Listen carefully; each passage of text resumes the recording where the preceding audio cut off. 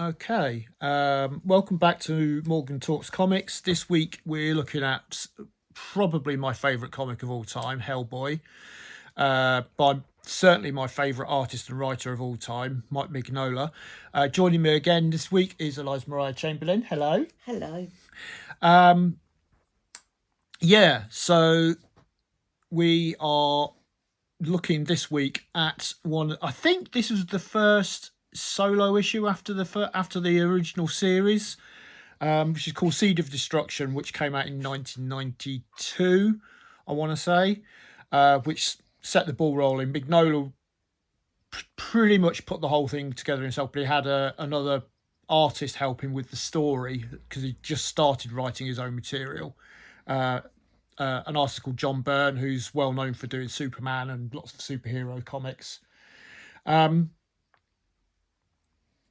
So we are looking at The Corpse and the Iron Shoes, which is it's a one-shot comic from Dark Horse Comics. This has the old Legend imprint, which was an imprint that Mignola, Frank Miller, and I think Jeff Darrow were involved in, but it was for people that were well regarded within comics. An imprint, is it like a little badge that says I'm good? Yeah, pretty much, yeah. Why has he got a beehive next to him? A beehive? Yeah, that's a modern beehive, isn't it? That's not a beehive, that's his right hand. He's got a right stone hand. I was talking about this piece here. No. Hellboy is a demon from hell. He has what is known as the right hand of doom, which is this big stone hand, which can be seen when you look at the artwork. It looks right now, but I thought that was a beehive sitting on a rock. No, and I didn't know what beehives had to do with the. It's a big rock hand. Right. Interesting, because we've got on the cover here, we've got some little sort of nymph-like characters which look like sort of insects flying around. But they're just coincidence. Yeah. They don't come from his inbuilt beehive then. No, absolutely not. So this issue was a standalone issue before Mignola pulled into his next longer series. The Hellboy had longer stories which ran for 5 or 6 issues, allowing the story to unfold. These are 2 short stories that Mignola based on, I believe, Irish myths. He uses a lot of like real kind of mythology and fairy tales and stuff like that in his stories. Is this supposed to be a mausoleum or something like that? Yeah, like a gravestone, and then you've got like standing stones in the background. So, what amazed me when we went into this was the fact that this comic is now 30 years old. Like, I'm amazed that it's 30 years old. It was actually originally published in 1996, which is doesn't seem like 30 years ago, does it? No, it doesn't seem like 30 years ago, and it just makes me realise how long I've been. I mean, I've got a lot of Mignola's work before he started Hellboy. Hellboy is his own character that he created. And to start off with, he had some help writing to start off with, but then as he hit his stride with becoming a writer as well as an artist, he writes and draws his own material. Yeah, I was just wondering if anybody can tell us whether you're younger than the comic. Were you born after? Was it 1993? Yeah. Anyone listening or watching, are you younger than the comic? Sadly, I'm not. Yeah. So they kind of fitted in together. There was the original story, which is called Seed of Destruction, which was a 6-issue series collected into a really nice book afterwards. And then I believe after Seed of Destruction, there was The Wolves of St. August, which was a one-off 48-page story about werewolves. Oh, where's wolves? Where's wolf? There's the wolf. There's the castle. So, Mignola, big influence on my work as a writer and an artist. He's very well known now for using using heavy blacks. So when we're looking at the first page here, the first panel is actually just picked out with characters in silhouette. so you don't see any detail to it. It's just But the trees are good. I always notice good trees. Mignola does nice trees. Yeah, Yes, he does. yeah. Right. It's also, I notice, I don't think this is quality paper. or No, anything, so is it? because this is an older comic, this is printed. This is on more what we would call newsprint paper. Yes. It's not on the nice sort of more satin paper that the modern comics are on now. Yeah, I mean, and I'd forgotten that it was as old as it is. Yes. So, you know, my copy here it's not. The collectors out there will gasp, but it's not bagged and boarded and all the rest of it. Why not? I just never got round to it. Well, it's not doing too badly, is it? It's doing all right considering. Yeah, I bought this when it came out, so Oh, you're showing your age. I am now. showing my age now. Yes. But a nice little device here on the first panel. We've got a large panel of some kind of creature with trees in shadow behind him. But then we've got a little bit of poetry from William Allingham. Who's that? I think he's an older English poet. Mignola is very keen on English mythology and Actually, folklore. is he British or what? Mignola. Yeah. So it's weird. Mike Mignola is usually referred to by his last name, which is a weird thing with artists. But Mike is an American writer and artist. Sorry, Yeah. Sorry. it's a nice name. That's why it reminds you of magnolias and Yeah. flowers and things. Yeah. But his artwork doesn't. Yeah. So, but quite often, a device that Mignola used in his storytelling is he would do sometimes quotes from old books or poems and stuff like that were linked into like mythology and You're going folklore. to read that one? So it says, up the airy mountain, down the rushing glen, we don't go a-hunting for fear of little men. So they're talking about fairies and pixies and that sort of thing. So this is divided into two stories. The Corpse, which is a longer story, which as from what I understand is based, I think, around an old Irish myth. I don't know if any Irish myths. And so we're actually going into the story proper now, and Colour. Yeah, Not a lot. not a lot of colour again because Mignola works very heavily with black, but we've got a date line here, so we've got Ireland 1959. So when the first series came out, it was set in current times. But what Mignola has done is he's exploring the character and learning more about Hellboy himself. He's actually going back and talking about earlier cases and stuff like that. Yeah. Does he suffer from depression, Who? Mike Mignola? I don't know. I know he gets, like a lot of artists, he gets quite frustrated when pages don't turn out right. Because I'm a big fan, I've got a lot of books of his actual art, and it shows a lot of his thinking process and stuff before we see the finished work. And I know that he's got frustrated with pages before, and he's like, you can literally see he's scribbled out, and sometimes the drawing is so scribbly because he's trying to figure things out. The reason I ask is this thing about black that often indicates difficulties, doesn't it? Yeah. But it could just be because he likes black. And Mignola is a big fan of Jack Kirby. Jack Kirby was one of the creators of the Marvel universe. So Fantastic Four, Hulk, Thor, loads of titles.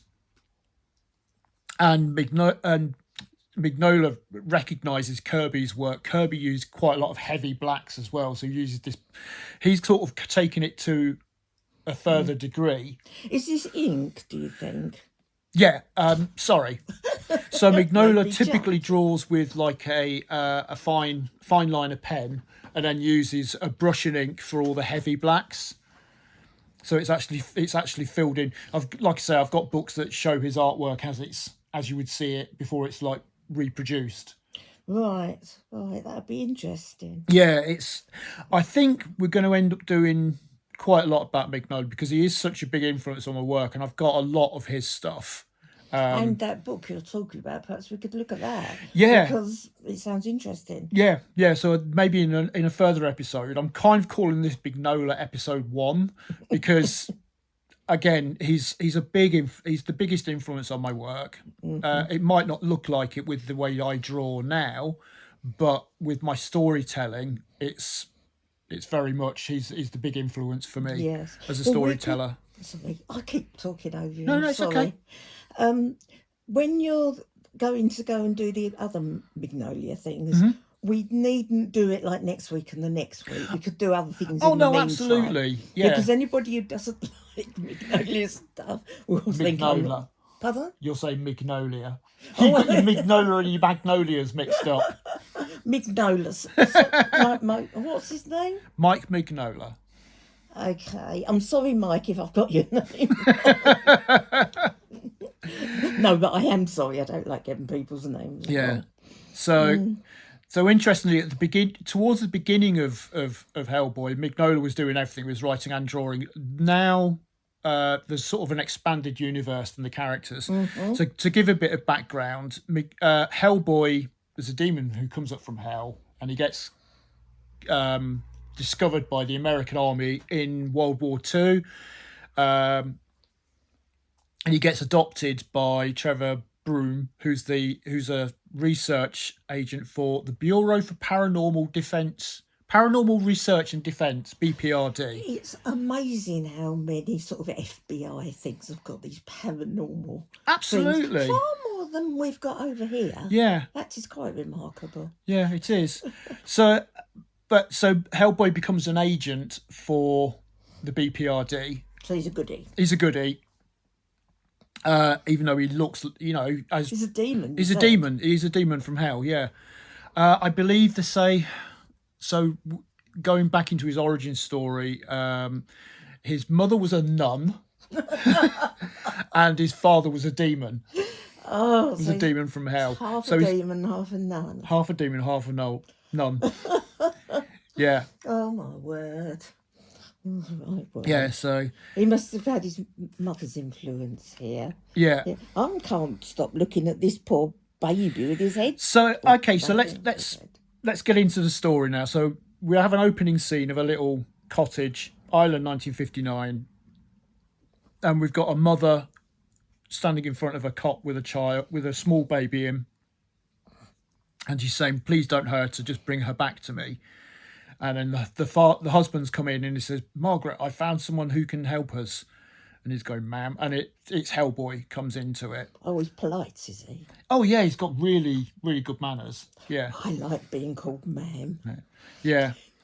Considering that Hellboy stands at about 7 foot tall, he's a big guy Sounding better and with better. cloven hooves and a big long slinky tail. Sorry, carry on. So the mother is concerned that the baby is not her baby, that it's been like possessed or something. I think it has. Yeah. So Hellboy goes over to the baby in the crib, in the cot, Yeah. and he says, "You look pretty good to me." "Yes, you do." "Is your mean old mother crazy?" "I think she is." And then he says, "I've got something for you." He says, "What do babies like?" And then he says, "Babies like iron." And he holds up a horseshoe. Oh.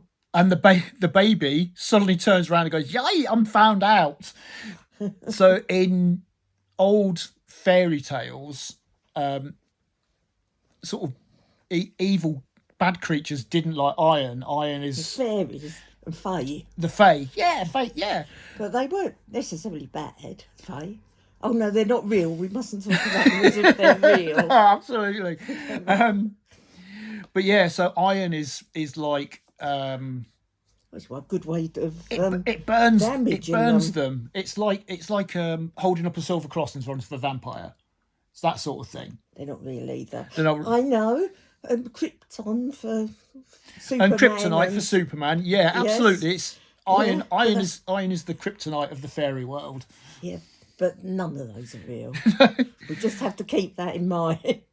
So Hellboy grabs a pair of tongs from the fireplace and holds the baby up, or what they thought was the baby, up with these iron tongs. Oh, And you can see in the bottom panel, we can see the baby transforming into some kind of goblin-like creature, and it's going, "Stop! Stop! It burns! Oh, you're killing me!" oh. And Hellboy's asking where the baby is. And he says, "Oh, take that iron off me." And he says, "Tell me where it is." So eventually, what he does to this sort of goblin fairy type Thingy. creature, this creature, it gives Hellboy some instructions to go to Crossroads by the stroke of midnight under the corpse tree, which I think is where a gallows would have been. Right. Yes. I used to live near Gallows Corner many years ago. That's just telling you what the time that is coming up to the midnight Yeah, on the time. following page, there's a little inset panel. We can see Hellboy Doing coming what up. he's doing. And you can see a gallows appearing. The little goblin creature he throws the goblin creature into the fire and it escapes through the chimney, laughing. Oh. And then he's talking to Alice's parents and says, "Don't worry, I'll find her." And they're warning him, "Don't go to the Crossroads after dark. People don't like to go there after dark." Yeah, but he's a great big lump of rock, isn't he? He is. He's got this. Yeah. So the next panel, the next page. Another watch. Another watch. Yeah. So we see Hellboy in silhouette standing underneath a gallows, which is next to the tree there, and it's just the way Mignola allows stories to build up. It quite often does more visual storytelling than letting the Yes. yeah. Yes, I've been trouble with So that one. as we get another inset of his watch here, and it ticks over to midnight, and as it ticks over to midnight, a corpse appears on the gallows. Yep. Yeah, and points in a direction for Hellboy to follow. Right. And So just one thing. If there's a corpse on there, then it's probably a baddie. Somebody who lies and cheats. So I didn't know it's pointing in my direction. absolutely, yeah. So it just takes the chance anyway. So, and then at the bottom of the page, we see 3 characters dragging up what looks like another corpse. Yes. And it turns out that these 3 characters are fairy folk, and they're carrying this corpse. Sorry. And Hellboy says, "Hello, I'm looking for a baby." And then they said, "Would that be little Alice Monaghan?" And they strike a deal that if Hellboy takes the corpse to be buried, he'll get the baby back. Right. I can't read that very tiddly writing there. What Yeah, does that say? the text in a lot of the early ones is quite small, but they use smaller text to emphasise that he's kind of talking quietly. Right. So there's a lot of space in the what does balloon. it say? So he says, "Not so tight." They get him to pick up this corpse. Tam O'Clany from Killarney. Weirdly, I went to Killarney when I was in Ireland, and I was like, "This is where the corpse happened." It was brilliant. Did you see it? No, I didn't see it. It's not real. Not real. No. Yeah. But there's a lot of folklore in Ireland. Anyway, Yeah. so the fairy folk make a deal with Hellboy that if he takes Tam off to get buried, then they'll return the baby to him. Yes. And as Hellboy picks up Tam's corpse, the corpse wraps himself round really tightly. This is why he goes, "Hey, not so tight." Right, let's see what happens next. Quick. So they start taking him off. They take him off and they say, "Quick, you've got to bury him before dawn breaks." So he's got I don't know, 6 hours or something to fail in this, and the child is lost. They say. But he hasn't even got a shovel, has he? No. Right. So the interesting bit here, just as a little side note, so Hellboy has been made into 4 films now, I believe. I don't know. In the original one, which starred Ron Perlman as Hellboy, they used this scene with the corpse on it. Is actually seen, so they reference the comics very strongly visually as well. Right, that's good. Yeah, so it's really cool. Sticking to the car. Yeah. Although you said in the first one, which suggests that in the later ones that they didn't do so well. There's a little bit of disagreement within the fandom of Hellboy, but whether the first two films are very highly regarded, and they are brilliant, and they're very visually like Mignola's comics. It's almost like they've taken the comics and put it directly onto the screen. But with all this darkness, that's not necessarily nice to look at. The whole film is all dark. But weirdly, the films are actually they're quite bright and quite colourful. Well, that doesn't quite compute. It's got a dark tone, but it's actually quite the characters. I mean, Hellboy is bright red, so he sticks out. Yes. You know. Okay. How does they bury him? Does he bury him? So the first place he goes off to bury them, the fairies tell him 3 places to try and bury him. Yeah. So he goes off to this church, which is the first place.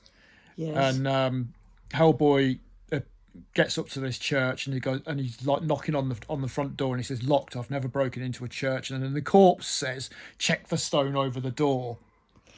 Right. And he finds the key to the church. Yeah. And then walks into the church. Church. Walks into this church, which is empty because obviously it's probably by now about 1 o'clock in the morning. And there's no room in this church. Yeah, so Hellboy lifts up one of the flagstones in the centre of the church, in the centre aisle, and this kind of what looks like a crusader with the old sort of more like Maltese cross on. This big thing, this creature looks a bit like a knight with a big shield and sword and everything, comes up and says, "No room," and then it just keeps saying, "No room, no room." That suggests there's no moon. So no moon. And there's lots of shouts of "no room," and then we see more skeletons and stuff jump up. So Hellboy goes, "Oh." So it's quite clear that Hellboy's not going to be able to bury Tam at the church. So where does he go next? So this looks like a bird cage. It does look like a bird cage, but it's actually as we go through, it goes to what's clearly a graveyard. Oh, another one. So he's gone from a church, but then he goes to a graveyard. So originally he was going to inter him in the stones of the church, but now he's going to a graveyard to actually put him in a grave. Yes, that would have been my first choice personally. I'm not Hellboy. So Hellboy says, "Seems okay. What do you think?" And he goes, "Oh, hang on." And the next thing you see, there's a flaming skeleton appears out of the ground. Does he have no room? And again, all of the corpses and the stones start calling out, "No room," and there's fire all over the place. Well, time's marching on. Doesn't have the clock there, the watch there. No, they're not using the watch as a device throughout. They're just allowing the story to happen. Still looks like it's somebody's in a bird cage there. It does look like a bird. Is it actually supposed to be? No, it's the gates to the graveyard. Right, I've never seen gates to the graveyard like that. Have you? No, they're usually a lot smaller. Yeah. The Hellboy now realises he's had two. He says strike 2, so he's clearly I'm starting to detect a sort of grim pattern here, and you're not smelling any better. No, I thought that said Trump. And it doesn't say Trump. What's happened is there's a standing stone which is kind of levitating above the ground, and it's thumping into the ground. So it doesn't say Trump. It says thump in a large. Yes, but large lettering. I don't know. The stone makes a hole in the ground, and underneath it there's a hoard of buried gold. Yes. And the corpse is saying, "Get down there quick and get it for me." He says, "You're big, but you're fast." And he says, "Given your present condition, what the hell do you need gold for?" He's going, "Go back. I was better off with the little fellas." So, does he leave him now? No, he's going to the third place that the fairies have suggested. And hopefully he'll go back and get the gold. Go and give it to the baby. Yeah, which is like a kind of a cairn, like an old yeah, I know, like standing stone type thing. Well, often they're just stacks of stone things, aren't they? Just Yeah. stacks of stones. Yeah. Because other people might not know what a cairn Yeah. is. We do get them over here sometimes, Oh don't yeah, we? absolutely. But I think there's a lot more in other countries. Yeah, You, definitely.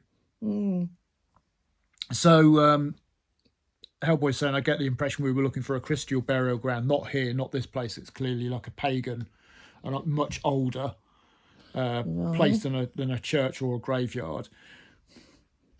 presumably these are the fairies, are they? Yeah, so he doesn't manage to bury him at this place because there's some kind of force field around it which knocks him out. Yes, obviously. And then he says, screw it, let's go to Kilbregia, which I think is the last place that's suggested to him.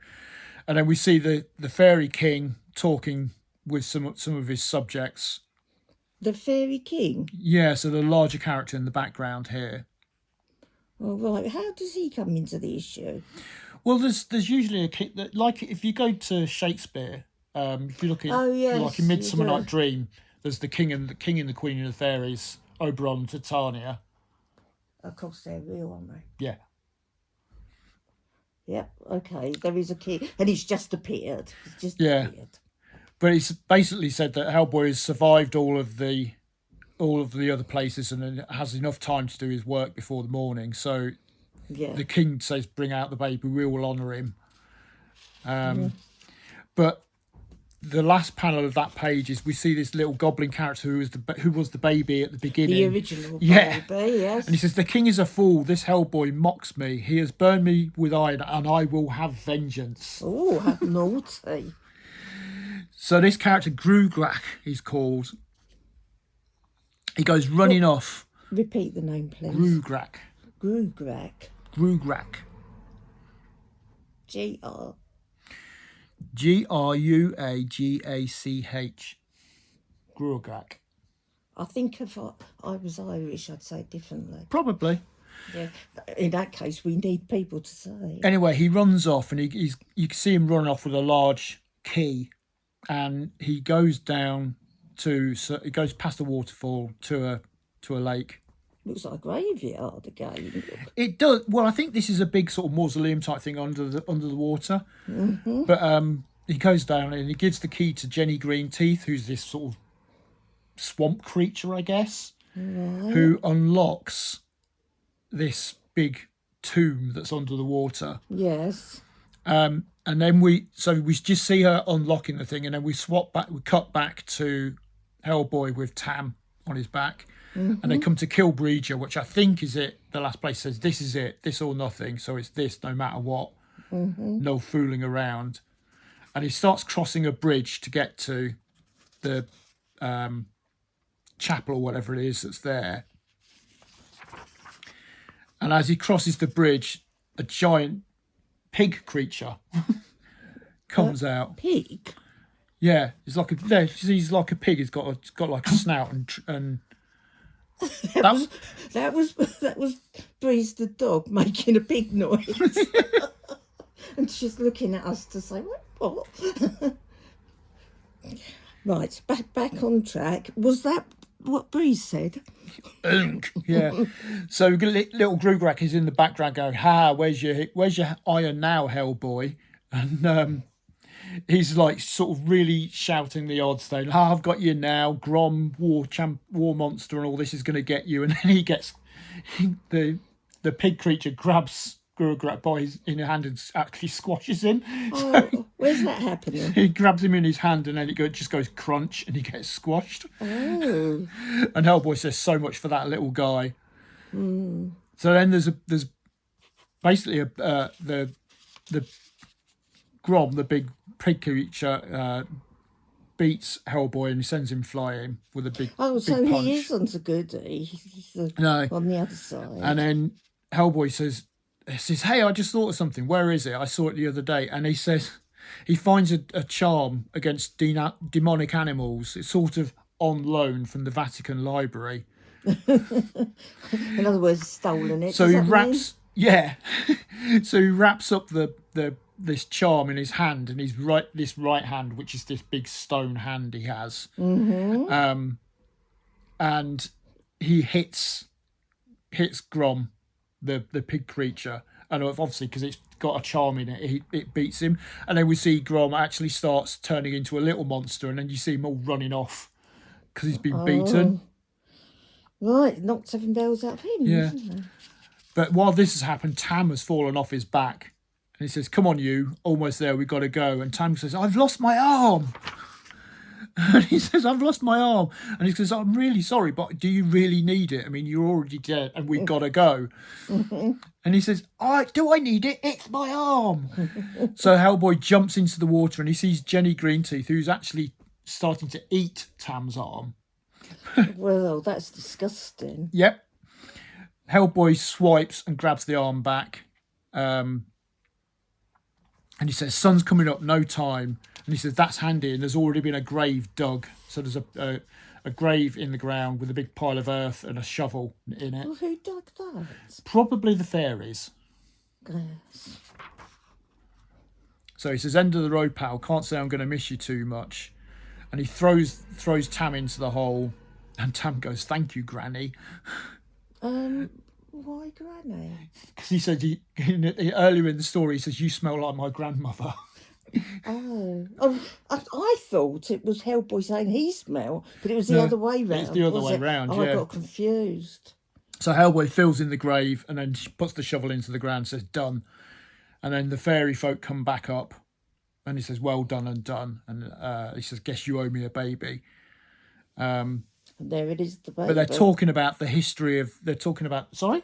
I said, and there's the baby. And there's the baby right at the end. Was I a bit ahead of myself? A little bit, yeah. What were you saying about the history? So the fairies are talking about the fact that because it's more contemporary times, that there's less belief in them, so they've got less power because people don't believe in them and stuff like that. So every time you say you don't believe in a fairy dies. Yeah, and that's why they've taken the baby, because they were going to bring up the baby as one of their own, so they'd have somebody who could like look after them.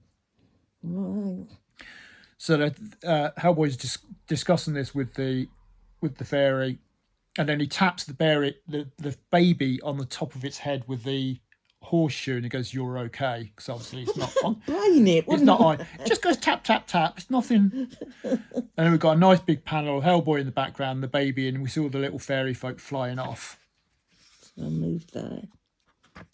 What's this? Oh, tree. No, I mean that's just shadow in the background, and Mignola was very keen on using like ivy, like old buildings get covered in ivy. Oh, so these are like ivy leaves in the background. It was a device he used a lot in his earlier work. Device meaning what? Device meaning something that's become part of his style. So it's just a quirk. Yeah, what you really mean. Yeah, I understand by device as something that means something else. Yeah, got you.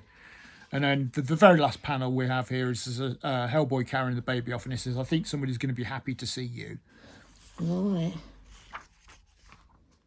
And then we've got another, in this one, we've got another short story called The Iron Shoes. Well, you could have done with those. Well, it links in. It does? Is it more Hellboy? It's more Hellboy, so it's another Hellboy story. Okay. This is, again, set in Ireland, but it's now moved on to 1961.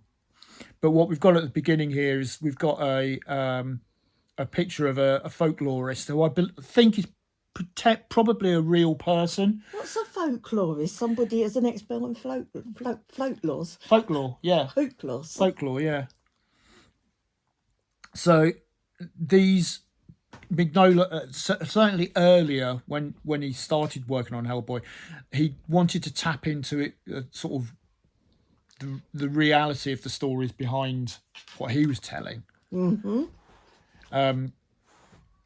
Here comes Breeze the dog.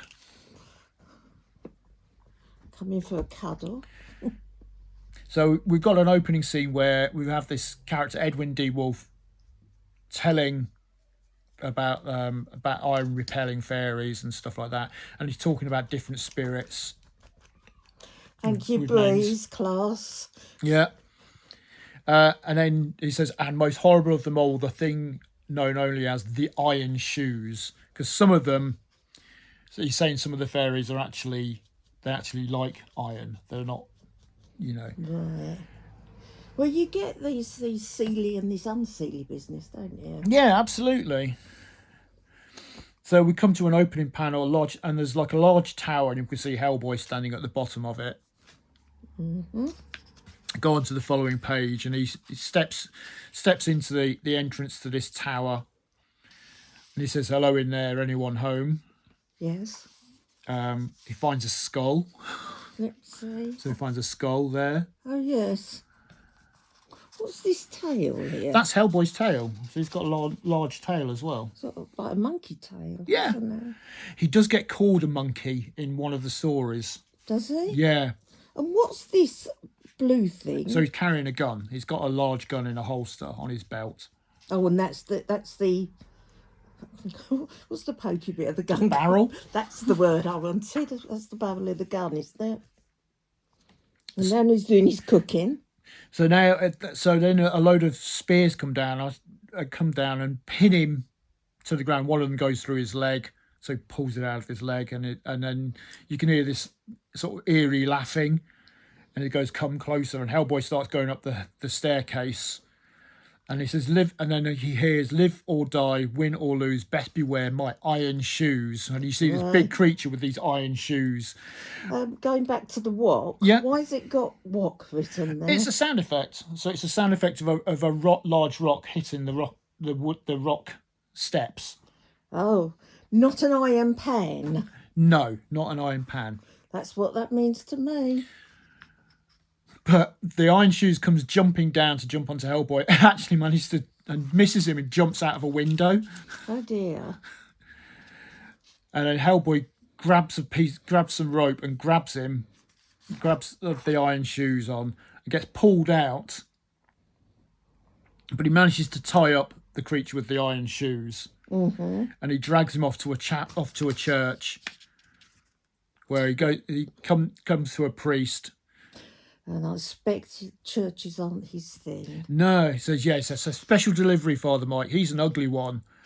And the Iron Shoes shouts out, "Help." And as he goes as he's actually thrown into the church, he's now on like sort of sacred territory, and he kind of disintegrates. So all that is left is the shoes. Right.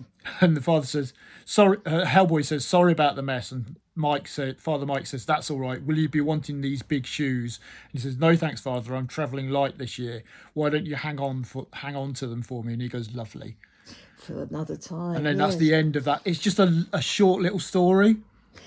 Right, going back a page, and we went to the wok. Yes. Yeah. Now, how do you or anybody else know that wok is what it is? Now, twang is an actual word I'd find in a dictionary. Yeah. Would I find wok meaning more than just? I don't know. I mean, it's interesting how sound effects are used in comics. There are words that sound like things. Like twang is a sound word. It's also a common enough word that people, it's a real one. Yeah. That people would know. But wok, apart from the pan for cooking, Yeah. I haven't encountered that as meaning anything. Now, how do you know? I guess because I'm used to visual storytelling and reading comics, I know what sound effects are. So you'd hear things like wham or blam or stuff like that. Yes, well, we all know those things because they're all around us. So as little children, we learn it all. Yeah. But you don't get wok. No. So well, how do you know? How did you ever know to begin with? Or is it so far in your past you've forgotten? Probably so far in my past I've forgotten. Is it common in other places? Yeah, probably. Yeah. I'm going to look out for woks then. Because I haven't noticed it in any of the comics we've looked at or anywhere else. Can I give my yeah, I was just going to not quite finished. We've got the inside back cover. So we have a kind of a letter column type thing here with a checklist of other comics that are coming out from Dark Horse that time. Well, that's nice that they're writing it like that instead of putting advertisements out for Yeah, Dark Horse earlier tried to keep all their advertising to the end of the comic. Quite often, if you look at older, especially Marvel and DC comics, the adverts would be in the middle of the story, so you'd have to turn over pages to carry Oh, on that reading. made me cross. I'm not that keen on that. But here we've just got the inside back cover, and it says "Coming this summer," and it's Hellboy: Wake the Devil, which is the next big. It's the big series that Mignola's going to do. It's a 5-issue series. Then I just realised they have done an advertisement, even though they've done a list. Yeah. But it's not over the. Sometimes it's just annoying at the Yeah. end of the book. Yeah. Is that letters and responses or what? This is like a little column that one of the editors has written, and he's talking about coming to work at Dark Horse. So he's saying as a boy he knew he wanted to work into comics, and then eventually became an editor at Dark Horse. I see. Yeah. Right. So Mignola here is there's an advert for Wake the Devil, which was the next big series to come up. Mignola tended to do one big story every year, Right. but this would be going into contemporary times in Hellboy's history. Is Mike Mignola, is he still alive? Yeah, very much so. How old is he? Is he? Was that his really early thing that made him something like 40 or something? Mignola, I think, is in his mid-60s, I think. Oh, right. A baby. Yeah. Again, he's probably, one of the biggest influences, if not the biggest influence on my storytelling, on my comic book stuff. What does he look like? Is there any photographs in that book? No, he's pretty much gone bald, and he has a beard, and he wears round glasses. Oh no, that's the wrong picture. I've gone back to my magnolias. No, it's Mignola, not Magnolia. Mignola, yes. That one, it had this newsprint. Let's open this again. So we've got the newsprint paper that the actual comic itself is printed on. I'm touching it now. No, but it's not too bad, is it? It's not. Would that be the best sort of newsprint you could get? Probably, yeah. Yes. So I don't mind that much, but all this darkness makes me not want to bother, even though I liked the story. When you went, you forced me to go through it, but that darkness does put me off. For me, I absolutely love Mignola's style, and because I enjoy horror films a lot, so they're obviously usually quite dark and set at night and stuff like that. I don't like things either where they're all in the dark all the time, or ones where they go on the snow and all you see is snow all the time. I don't like those stories, even though one of my favourite films was one of those, so there are exceptions. What was your favourite film? It was an Alistair Thingamy one, and it was by Ice Station. Something. Oh, Ice Station Zebra. That's right. Yeah. I'm going back a long, long time before. Yeah, Alistair MacLean. Thank you. That's who it was. And at that time, I'd read a lot of his books. But, so I put up with that because it was a good story. If it's a good enough story, it will get you. But this is probably too visual for me. I'd get stuck on the walk if I was reading it. But I did like the story. Yeah. But you know what I'm going to say about the... Yeah, so the speech bubbles, again, all in uppercase. Yes. Try hard. I'm not going to say anything more about that. But if you want to know why I don't like uppercase on it, listen to one of the last ones, any one of the last ones, because I bang on about it. Is that good if I just not mentioned it? Yeah, that's fine. Yeah, just mentioned We talked about it quite a lot in the last episode, actually. Yes, so that comes down points. I think it loses about 3 points for being black all the time, and another point for having uppercase at all times. But story's good, so that... Yeah, Mignola's a really good storyteller. It's quite simplistic in a way, And then what he does is he comes up with a fairly simple plot, and then he'll weave in all this sort of this folklore from other countries and history and stuff like that. It is, even though I agree, it's a simple plot with lots of other things happening. Would it make? Do you mind? Breeze is determined to get involved in this episode. Wants a fuss. Anyway, even though it is a simple story, it's a good story. Not like the one we did last week that was a bit disappointing. It was much ado about nothing as far as I thought. Yeah, we were looking at like a slice of life comic, so it's just talking about ordinary everyday life. Whereas obviously here we know it's fantasy because there's, well, Hellboy's a demon. Well, some people would say they existed. Yeah. Yes, but I remind you it's not real, don't I? Yeah. You remind me it's not real.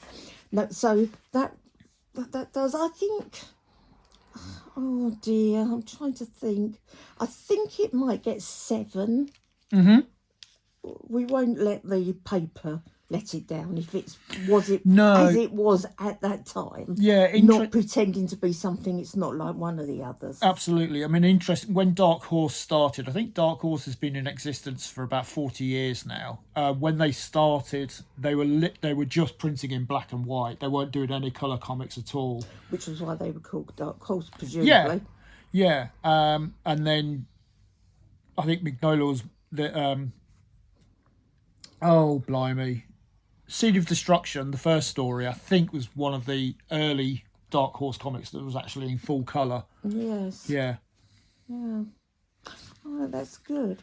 Now, there is one thing we've forgotten, because last week's episode, it was delayed by about 24 hours, wasn't it? It was. Because of a technical issue. Yep. And, you ought to have seen the fuss here, honestly. But it was finally put up 24 hours late, and we're looking for a contingency plan so that never happens again. And we apologise again. I think you did apologise at the beginning when you put it up. I did, yeah. Just in case. Yeah, we can try really hard not to do that again. Yeah, when I recorded the intro for last week's episode, I actually explained that we were 24 hours behind schedule. We usually try to make sure our episodes go out on a Wednesday. Wednesday, I think partly because Wednesday has now become New Comic Book Day, as we've mentioned in the past.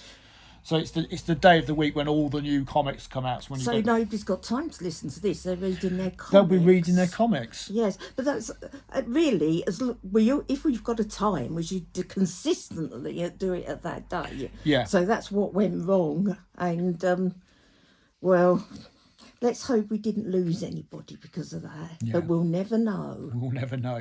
But so it'd be nice to get some feedback, not about that. We know that was a problem. But some feedback about the comics and things. And what would be good is if anybody suggested something Absolutely. that we could look at. Well, anything really. Any comics of any era, we're happy to look at all kinds of stuff. We have done a little bit on British comics. I say we're going to go back and do some more Hellboy stuff, and maybe some of Mignola's other stuff, because it's just amazing storytelling. Yes, but we're not going to do a Hellboy next week. We did do different ones every week, even if we do return to things. Absolutely. Yes, it keeps you guessing, doesn't it? Yeah, but please, get in touch. Let us know what you think of the show. Any comments, criticisms, if there are criticisms. Of course, they're not criticism. We are perfect, apart from the timing. And what comics would you like us to look at? Are there comics that you really enjoy that we've not looked at yet? This is the 12th episode we've done, so I don't know. We've been going for a couple of months now, but there's a lot of comics out there that we've not looked at. We've mentioned quite a few in other episodes. Yeah. But let us know what you'd like us to look at next. And where you are, and if you make comics or you read comics, and all about yourselves. Yeah, we'd like to know what people are about. Yeah. Well, I think, have we wrapped it up now? I think we've pretty much wrapped up for this week. Yeah. Okay. Well, I'll get in first now. Bye. Bye.